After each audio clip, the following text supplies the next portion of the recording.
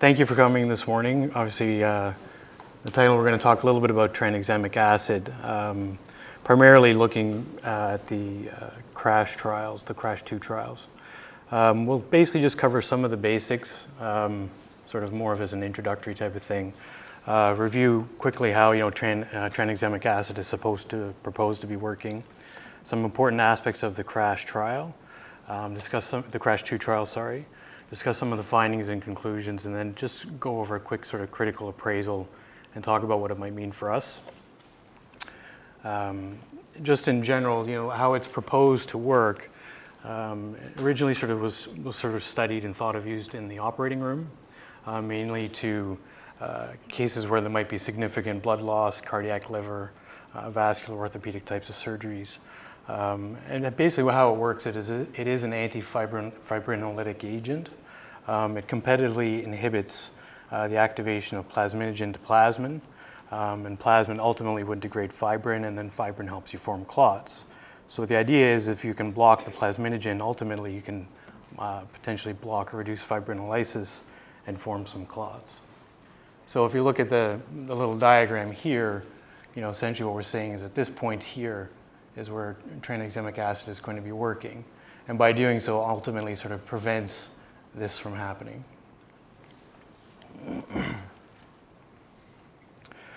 So of course the important question at this point is, why do we care? And I think the answer to that is fairly obvious to most of us, mainly because we get traumas in the ED. So basically bleeding is a major issue for us in many cases, I think. And I haven't been involved in that many, obviously I'm pretty early in my residency, but something that we basically have to keep in mind all the time. We'll talk a little bit about the original CRASH 2 trial. This one basically looked at the effects of tranexamic acid on death, vascular, occlusive events, and blood transfusion in trauma patients. It was a randomized placebo-controlled trial. It was a very large multi-center trial, about 40 different countries involved with almost 300 hospitals. In total, they enrolled, I'd say, about 20,000 patients, just a little bit over that. And basically patients that were at risk, with or at risk of significant bleeding. And ideally it was undertaken because some of the review of the literature at the time suggested that tranexamic acid decreased the need for blood transfusions in patients undergoing elective surgery. And so they thought maybe there might be a good role for this in trauma, and perhaps in our bleeding trauma patients it might be helpful. This is obviously kind of the landmark trial. It's about 2010, it was released in the Lancet, and we'll just discuss this a little bit. If you look, that's basically the layout of who they enrolled in the trial. They had about 20,000 patients in total, just a little bit over. Divided them into two fairly equal groups, one group to receive tranexamic acid and one group to receive placebo. They had very little loss to follow-up, very good randomization and blinding to the treatments and the treatment allocations. And in the end, they had over 10,000 in the treatment group and over 10,000 in the placebo control group. Don't read the details on this. Basically, this is just the table one essentially of all the different patients in there and what they were like and how they were matched. It was very well matched. The only difference really that sort of popped out is gender or sex. That's understandable because males are usually more involved in traumas than females, and that's kind of what they had. They had more men enrolled than women. So at the end of the study, the ultimate conclusion was the administration of tranexamic acid to adult trauma patients with or at risk of significant hemorrhage within 8 hours of injury significantly reduced all-cause mortality. And basically it was about 9%. It had a relative risk reduction of 0.91. So the question that might be popping into some of your minds at this point is, did I read the wrong article, right? Because in the article that was sent to you talks about tranexamic acid looking at particularly in bleeding, in terms of outcomes of bleeding and death due to bleeding. And I think the answer to that question is no. I did read that article and was kind of the main focus of what we want to talk about, particularly for the critical appraisal. But I think we need to bring up the original study because these are the patients that were originally enrolled. Gives you an idea of sort of how robust the original study was, which you're going to be then looking at some data from. The inclusion criteria, I think, is just important to just mention, just so we know what type of patients they're really referring to. They're ultimately included if the responsible doctor was uncertain about whether or not to treat with tranexamic acid. If there was a clear indication to treat or a clear contraindication to treat, then they were not enrolled in the study. And they also had to have significant hemorrhage with a BP less than 90, heart rate greater than 110 or both, or considered at significant risk of hemorrhage and within 8 hours of injury. Overall, it is sort of a very pragmatic type of inclusion criteria, attempting to sort of give a realistic type of perspective to what many ED or trauma docs might be exposed to in the emergency department. So the article that we're really going to be talking about today is basically talking about tranexamic acid in bleeding trauma patients and just an exploratory analysis of the data in the original CRASH 2. Just to sort of try and simplify things, if I'm referring to the original one, I'll call it just the original CRASH 2. And if I'm referring to the one that we're talking about here today, primarily I'll just call it the early treatment for bleeders, essentially. I just think it's important to keep in mind the inclusion criteria from the original one. And basically what they did here is they took a subgroup of patients, or they explored all the patients and examined more, comparing the treatment to the control for outcome being bleeding death or hemorrhagic death. And the reason for that, the rationale, was they figured that if it worked as well as an antifibrinolytic agent, then it's likely have the biggest impact on reducing death due to bleeding. So they thought that if they looked at those particular cases, what they might see is that the original CRASH 2 may have diluted some of the effect of tranexamic acid as a treatment because you're using patients that it may not have had any effect on at all. So tried to look more at those cases where the outcome ultimately is just death due to bleeding to see if the treatment versus the control in reducing death due to bleeding, there's a significant difference there. So it is an exploratory analysis of the data from the original CRASH 2 study.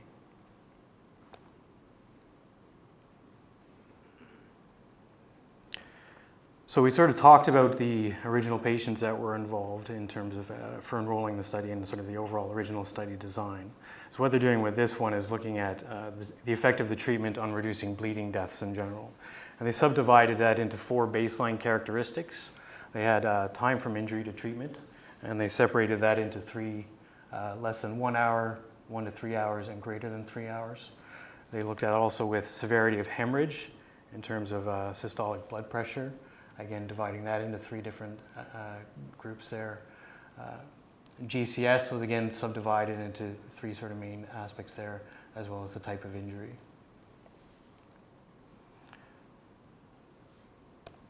So what they ultimately found, when you look at this table that's in the study, this is kind of the original CRASH 2 data. And essentially what it says in terms of tranexamic acid treatment, less than 1 hour for all causes of death, the relative risk reduction is about 0.87. Between 1 to 3 hours, about 0.87, and then greater than 3 hours, there's really no effect.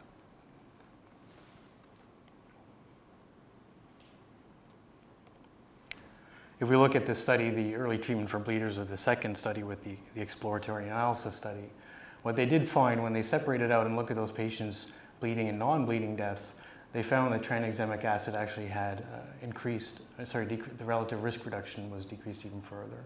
So that they showed a sort of a greater treatment effect in those cases where ultimately it was in reducing bleeding death. Again, it's important to look also at the time of the treatment. So in comparing the old and the new, you can see that it reduced even further bleeding deaths if given within 1 hour compared to the original CRASH 2. And if we compare to non-bleeding deaths, you can see that there's also a treatment effect from the tranexamic acid there as well. And if we follow this down the table, we see that the most prominent effect is at the less than 1 hour. If the tranexamic acid is given within 1 hour, it has the relative risk reduction is greater. And within 1 to 3 hours, it's not quite as effective, but still more effective in cases with preventing bleeding death or reducing bleeding death.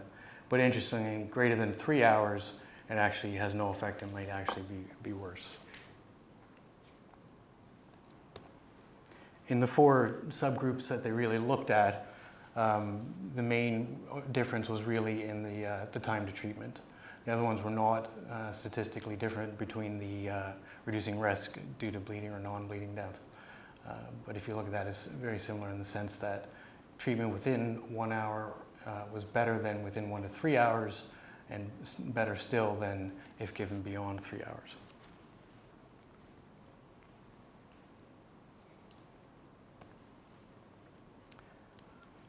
So the ultimate conclusions that they arrived at were that the effect of tranexamic acid on death due to bleeding varied according to the time from injury to treatment, less than 1 hour obviously being the best.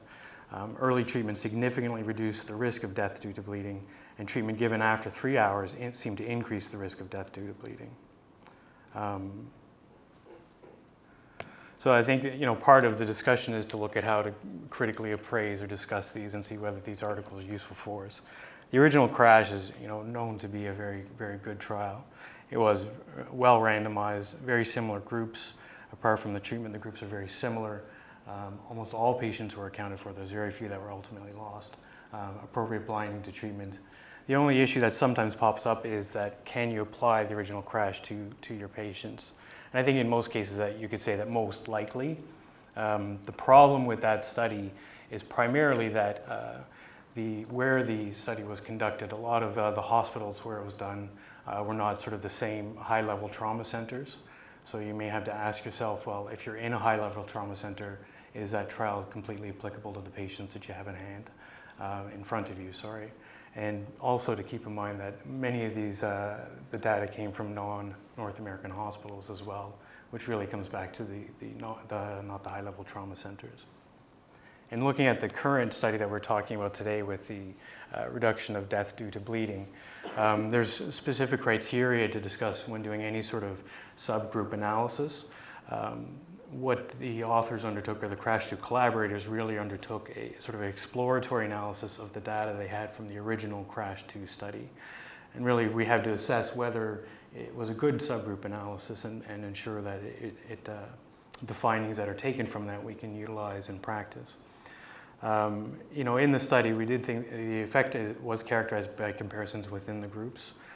They did specify the hypothesis a priori, so they did think that tranexamic acid would reduce death due to bleeding based on what we'll get to a little bit later on. The subgroup was a small number of hypothesized effects treated. The interaction test suggested a low likelihood that chance explains the subgroup effect alone. And that's actually, sorry if I just go back here a second.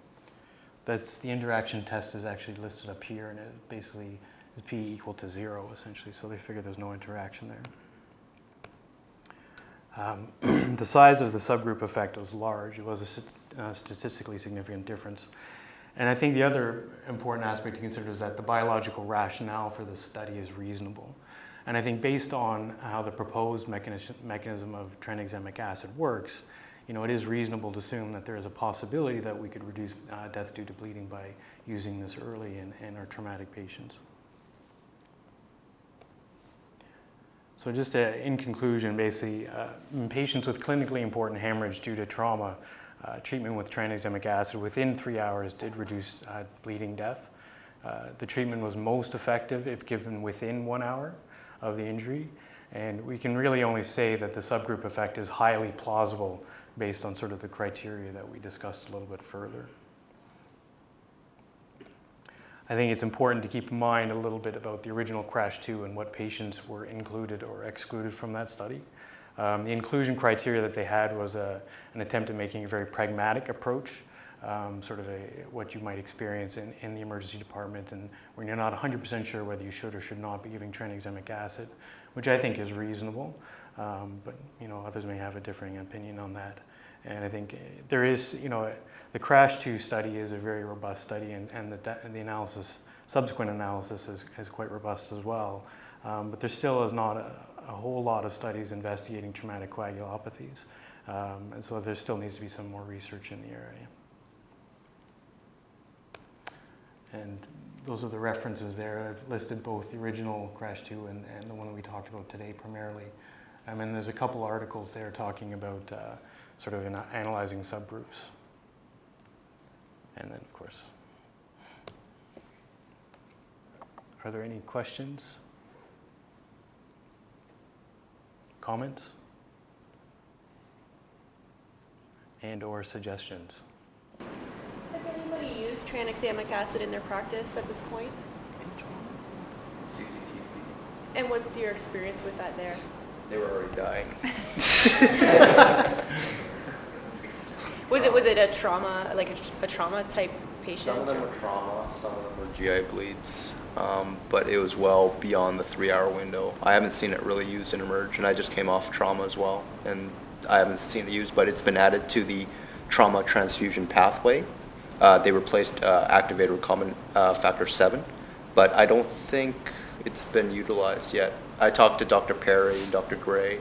Neither of them have started using it routinely in Emerge. I've used it quite a bit in my OB patients who are bleeding, and that was something I picked up in PGY1 from some of the obstetricians, and I still like to call the obstetrician just to make sure if I am going to prescribe it to someone, but I have patients that have had great effect with it in vaginal bleeds, for sure. I haven't used it in trauma yet. Yeah, I think that's one of the indications we used to be more familiar with this product was in the obstetric patients. Because that's been there for a number of years, and this is sort of a different application of it. I'm not 100% sure whether it's going to be something that's going to be great for our setting, working here at LHSC, but for those of us who might work in other settings, if anybody works, sort of more remotely, and by more remotely I don't mean, far away, but maybe cottage country or something like that, where you might see some trauma and the transport times are longer, this might be something that sort of starts to move into the treatment of those patients where they're outside of the level 1 trauma center, but an intervention that early on might reduce their bleeding during transport. So it's something that I think is new and a little bit novel in this application, but I think we're going to see more of it. That's just my sense. Anyone else have any other comment? To add to that, with some of the CCTC fellows I worked with who were going over the crash trials when I was on CCTC back in the summer, they'd been doing, like one of them was a Gen Surge resident who was now a CCTC fellow who had done trauma work out in communities like that, and they had used Tranexamic and had good success with it, and they were quite, like they've been going through these and they're quite happy about the results they had. Were showing the evidence saying that evidence says it works, my experience says it works, something we should really look at. So definitely talking to the few CCTC fellows who have worked in those areas, the cottage country areas, they have been using it and have been having success. We use it in Edmonton, even in our level 1 centers as well. Now that a lot of trauma seems to be managed more non-operatively and more observationally, you preferentially go to angio, we use tranexamic acid a little more often. And I've seen it used in our ICU settings with like the 600-pound GI bleed that won't fit on the angio table and no one knows what to do. That's a Hail Mary, but those are way out, like Justin was saying, way outside the 3-hour window, but we use them in trauma too. So would you give the tranexamic acid and then you would go to the angio suite? Is that how it would work? Do you guys have a special timeline for it? Like within under 3 hours kind of a thing? It's whoever the TTL, it's pretty dependent on whoever it is, but most of our guys will get it. And somebody who comes in hemodynamically unstable in the trauma, they'll push them. So unstable. Unstable. Evidence of bleeding, maybe. Yeah. That's regardless of how long it's been post-trauma. Yeah. Just a couple other relevant points. And Sean, I think you covered this well in your presentation. This is an example of a pretty well done subgroup analysis. So lots of times we get wary about subgroup analyses in the papers that we read because there's always that temptation after you did your study and you didn't really find anything very interesting, why don't we go back and we'll just see if, maybe there was something a little bit interesting if we make a whole bunch of comparisons. And I think we've talked in this setting before about how that's just not a good idea. You end up finding things that are due to chance alone and then reporting them as a real result, and it's confusing to everyone. This was an example of a well-done subgroup analysis, and Sean, I think you laid out the criteria really well, so I won't go through them again. But it's just worth noting that in these large trials, sometimes when they do the subgroup analyses right, it can really be helpful to us because it sort of makes sense that when you look at the original CRASH 2 article, if they weren't bleeding, would they really benefit from tranexamic acid? Probably not. So it sort of makes a sensible next step to look at the patients who actually were bleeding and see if they get some benefit from this. So I think that came through well in the presentation, but just to underscore that, because we do lots of papers where we say, well, that wasn't, really properly done, but in this paper, it was properly done. So that's something to make a note of. Anybody else want to say anything more on this topic before we go on to the second paper? Because the second paper is about trauma, but it's not really that closely related to this topic. If you're a believer in the study, there is actually increased harm with giving the tranexamic acid after 3 hours, be it related to, we've already missed the boat, it's 3 hours past, the patient's been there, but there is increased harm giving it later rather than earlier, so.